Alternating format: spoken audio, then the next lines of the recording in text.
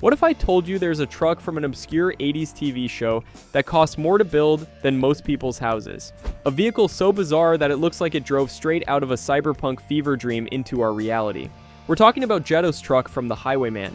And trust me, the story behind this rolling piece of retrofuturism is even stranger than it looks. Today we're counting down 20 seriously weird facts about one of television's most insane vehicles. And before we dive into this madness, hit that like button and subscribe, because this channel is where forgotten TV gold comes back to life. Number 20. The truck is actually built on a Peterbilt platform, though you'd never guess it from looking at the thing. Underneath all that futuristic bodywork and bizarre styling sits the bones of a regular Peterbilt truck. But here's where it gets interesting. The builders took this completely normal commercial truck platform and transformed it into something that looks like it escaped from a science fiction movie. They essentially wrapped a conventional truck in a shell of pure 80s excess. The original Peterbilt frame and running gear are still there, buried under layers of custom fabrication. It's like putting a tuxedo on a bulldozer. The transformation was so complete that most people who see it have no idea there's a standard truck hiding underneath. The builders had to modify almost every visible surface to achieve that sleek, futuristic look. They lowered the cab profile, extended body panels, and created entirely new aerodynamic surfaces, all while keeping the basic Peterbilt mechanicals functional.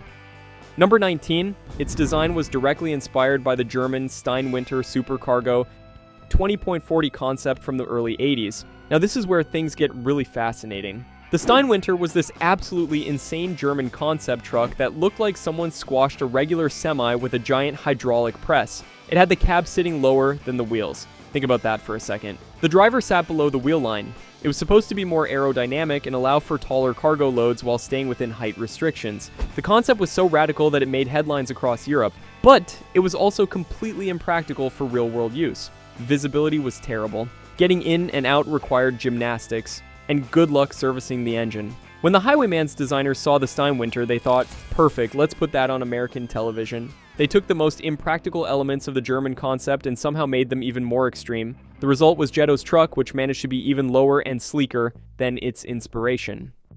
Number 18. Though it looks like a cab under truck, it's really just a cleverly disguised Peterbilt made to appear futuristic. This is automotive illusion at its finest. Cab under trucks, where the cabin sits directly over the engine, were common in Europe but less so in America. They're shorter, more maneuverable, and can carry longer trailers within the same overall length restrictions. But Jetto's truck isn't actually a cab under design at all. It's a conventional Peterbilt with the cab behind the engine, just heavily modified to create the illusion of a cab under configuration. The builders used custom bodywork to extend the nose forward and lower the roofline dramatically. They created false body panels that hide the actual mechanical layout. From the outside, you'd swear the driver is sitting right on top of the front axle, but it's all smoke and mirrors, or rather steel and creative fabrication. The real genius is how they managed to maintain the truck's functionality while completely changing its appearance. It still drives like a regular truck, even though it looks like something from another planet. Number 17. The conversion reportedly cost $287,000 to transform the original cabover into this show rig.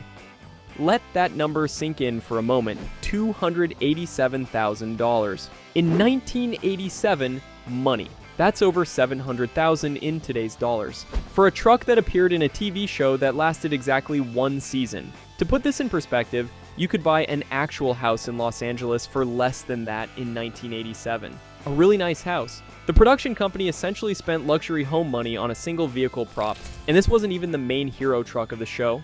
This was the secondary vehicle, the sidekick's ride.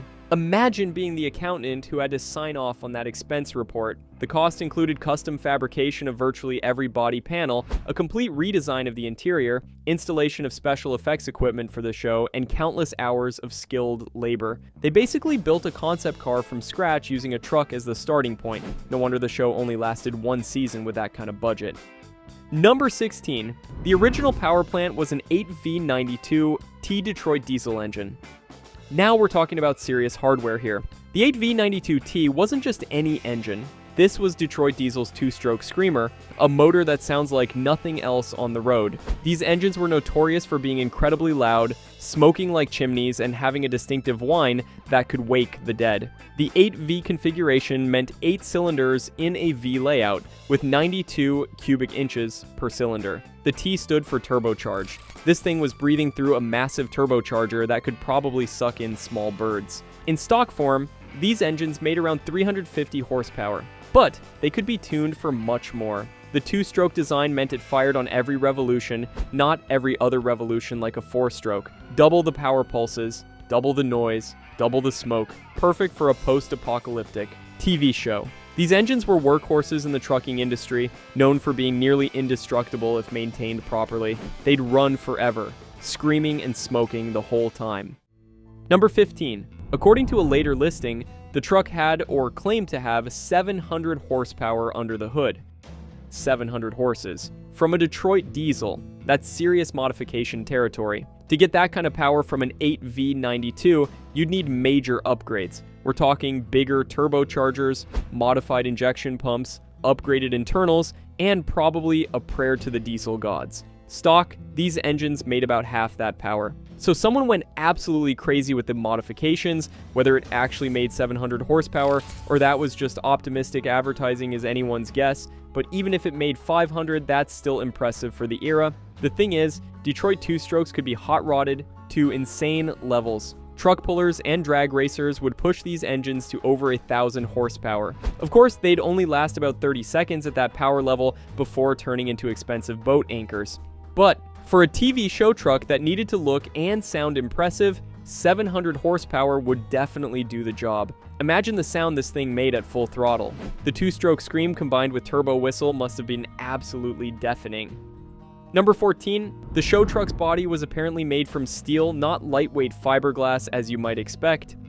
This is actually bizarre when you think about it. Most TV and movie vehicles use fiberglass bodies because they're lighter, easier to modify, and cheaper to produce. But Jetto's truck went the hard route with actual steel fabrication. Every custom panel was hand-formed from steel sheets. This added tremendous weight to an already heavy vehicle. We're talking thousands of extra pounds of steel just for the cosmetic modifications. The builders must have had a reason for choosing steel over fiberglass. Maybe they wanted the durability for the stunts planned in the show. Maybe they needed the structural strength for the radical design. Or maybe they just wanted to do things the hard way. Steel fabrication at this level requires serious skill. You can't just mold it like fiberglass. Every curve, every angle had to be hammered, rolled, or pressed into shape, then welded together with precision, then ground smooth and finished. The amount of labor involved is staggering.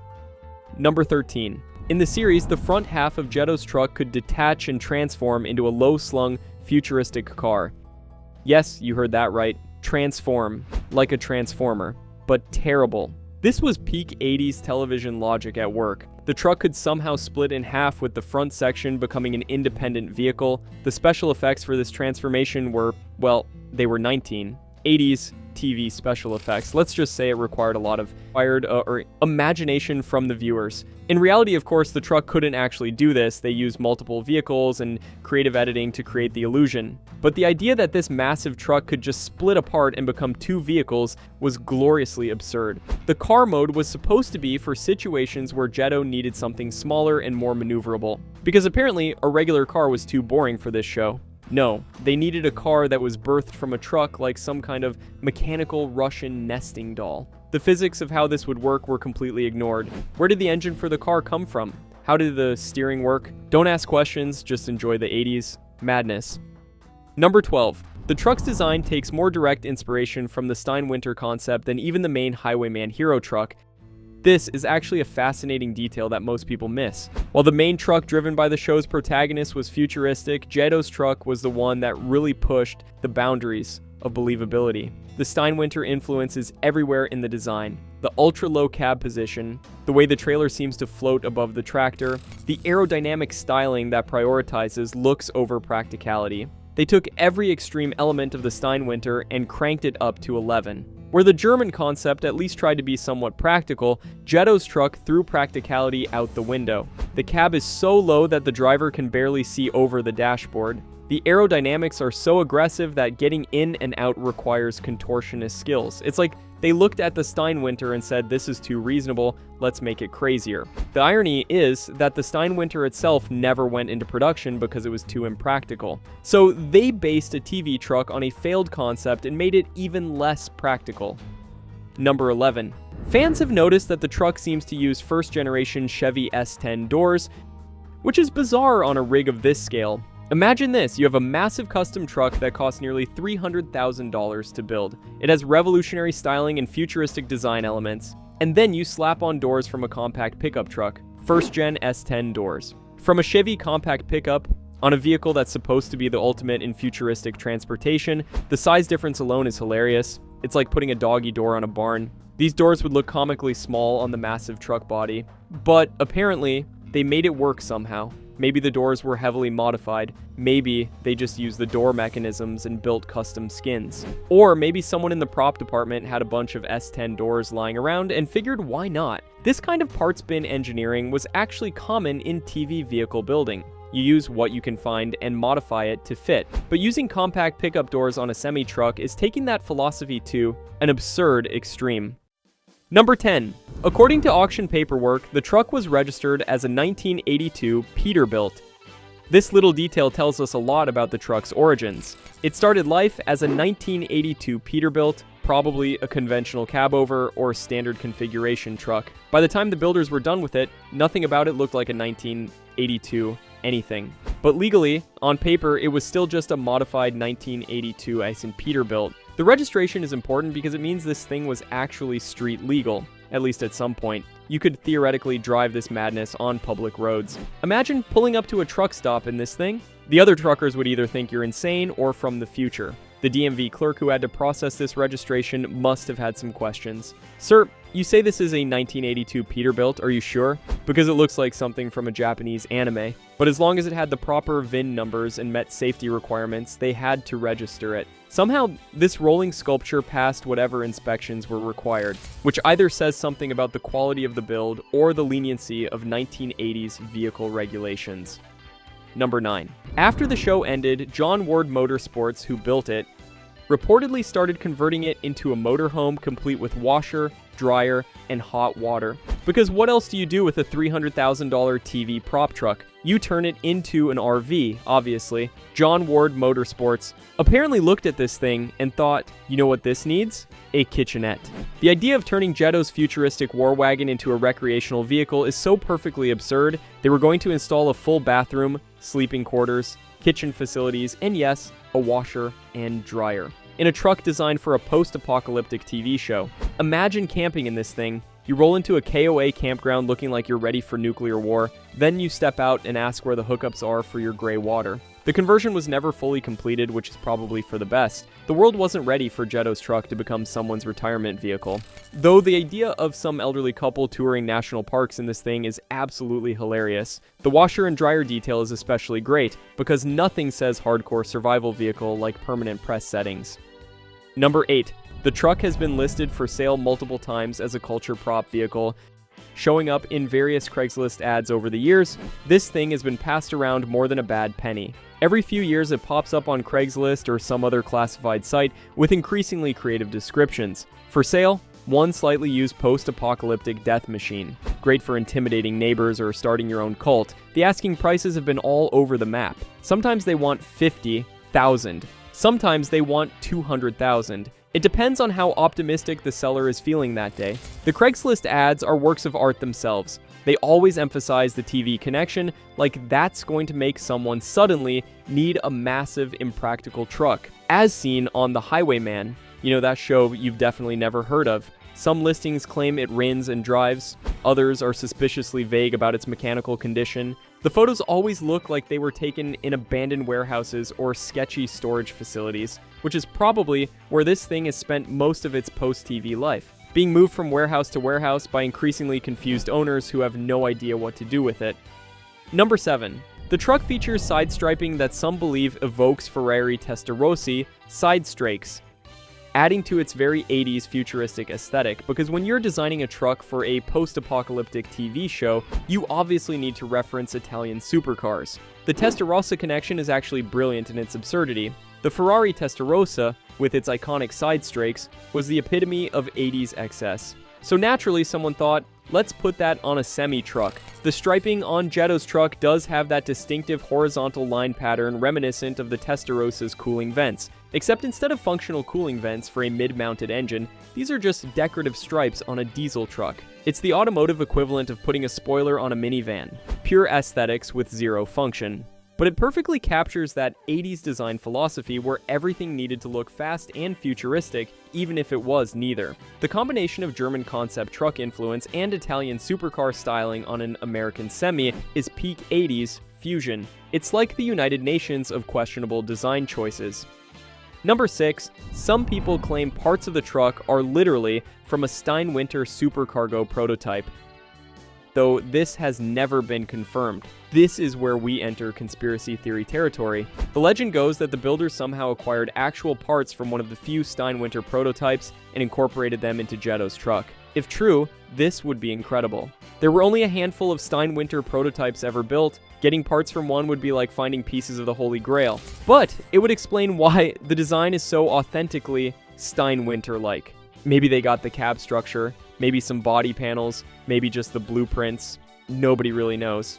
The timeline sort of works. The Steinwinter prototypes were built in the early 80s. The Highwayman started production in 1987. There would have been time for parts to make their way from Germany to Hollywood, but it seems more likely that the builders just studied photos and copied the design. Still, the rumor persists. And honestly, given how weird everything else about this truck is, would anyone be surprised if it turned out to be true? This thing already defies logic in every other way. Number 5. Despite looking completely insane, reports say it was roadworthy and registered at one point, meaning you could legally drive it on public roads. Let that sink in. This thing, this monument to 80s excess, was street legal. You could take it through a McDonald's drive-thru. Though good luck making that turn radius, the idea that this passed any kind of safety inspection is mind-boggling. The visibility from that ultra-low cab position must be terrible. The blind spots probably extend to different zip codes, but somehow, somewhere, some brave DMV employee looked at this thing and said, "Sure, here's your registration. Have fun terrifying other motorists." Imagine being passed by this on the highway, you'd think you were hallucinating. Or that a movie was being filmed. Or that the apocalypse had started and nobody told you. The registration also means someone had to insure this thing. Picture that conversation with the insurance agent. "So Mr. Johnson, you say you have a 1982 Peterbilt? Any modifications we should know about?" "Well, it looks like it's from space and the front turns into a car." "I see. Let me transfer you to our science fiction department."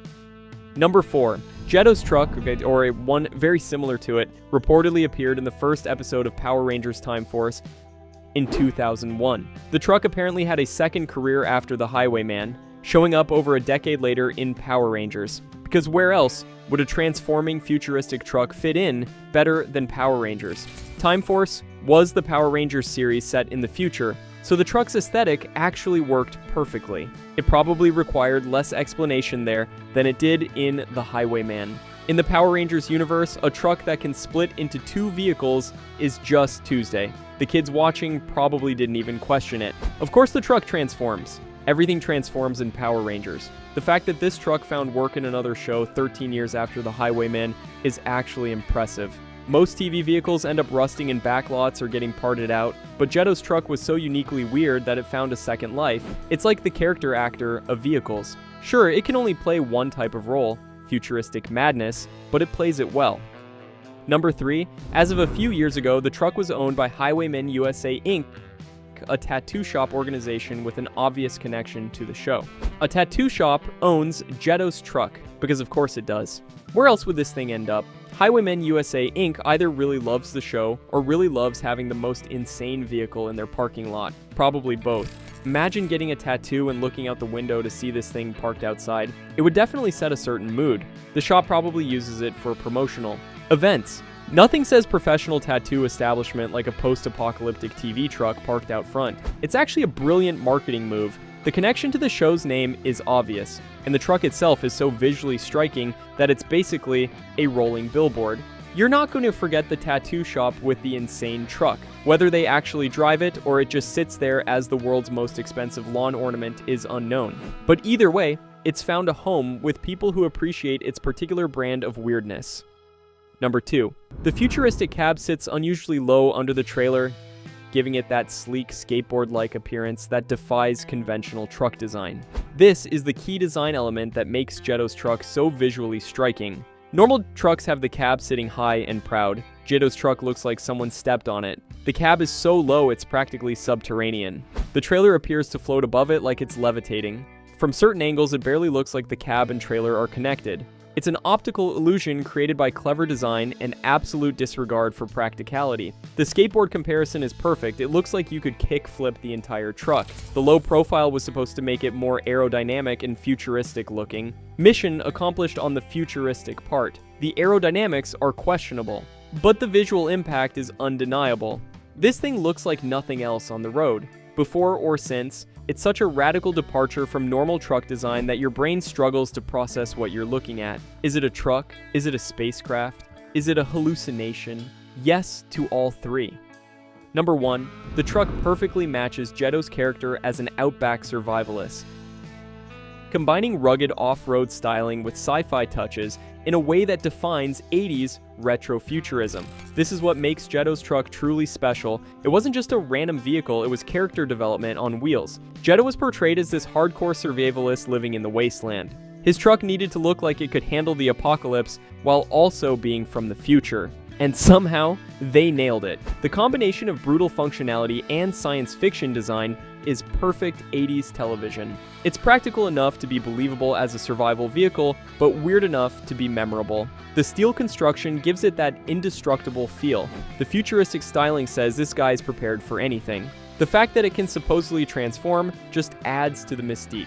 This is a vehicle for someone who expects the unexpected. In a show full of weird vehicles, Jetto's truck stood out as the weirdest. It took everything about 80s design excess and condensed it into one impossible vehicle. It's simultaneously the most impractical and most awesome truck ever built for television. And that's exactly what makes it perfect. And there you have it. That's 20 absolutely insane facts about Jetto's truck from the Highwayman, a vehicle so bizarre it makes Mad Max's rides look practical. This thing costs more than a house, sounds like a dragon with bronchitis, and somehow ended up at a tattoo parlor.